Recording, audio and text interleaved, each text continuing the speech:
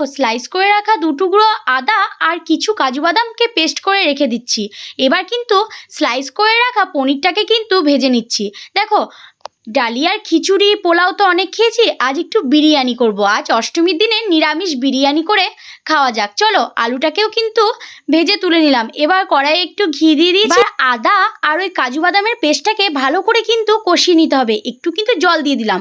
এবার উপর থেকে জিরে গুঁড়ো, ধনে গুঁড়ো দিয়ে দাও, কাশ্মীরি লঙ্কার গুঁড়ো আর পরিমাণ মতো লবণ। এবার ভালো করে কিন্তু কষিয়ে নিতে হবে। যখন তেল ছেড়ে আসবে তখন কিন্তু ফ্যাটানো টক দইটাকে দিয়ে 2 চামচ চিনি আর দিয়ে দাও বিরিয়ানি মশলা, কেওড়া জল আর 4 ফোঁটা মতো আতর।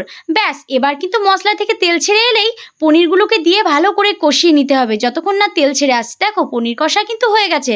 এবার কিন্তু বাটিতে আমি প্রায় 150 গ্রাম মতো ডালিয়া নিয়ে নিয়েছি। এবার ভালো করে কিন্তু ডালিয়াগুলোকে ধুয়ে নিতে হবে। উপর থেকে জল দাও, একটু লবণ আর লেবুর রস, ঘি, গোটা গরম মশলা দিয়ে 50% সিদ্ধ করে নিলাম। এবার উপর থেকে কিন্তু লেয়ারগুলোকে দিয়ে দিচ্ছি। দেখো ডালিয়াগুলো কিন্তু সিদ্ধ হয়ে গেছে। এবার দিয়ে দিলাম আর ভেজে রাখা আলুটা দিলাম আর দুধে ভিজিয়ে রেখেছিলাম কেশর, সেটাকেও কিন্তু দিয়ে দিলাম। এবার উপর থেকে বিরিয়ানি মশলা আর একটু ঘি। ব্যাস এবার 5 মিনিট মতো দমে দিয়ে দাও। ব্যাস রেসিপিটি ভালো লেগে থাকলে অবশ্যই কিন্তু পেজটিকে ফলো করে যাবেন আর লাইক কমেন্ট শেয়ার করতে কিন্তু একদমই ভুলবেন না।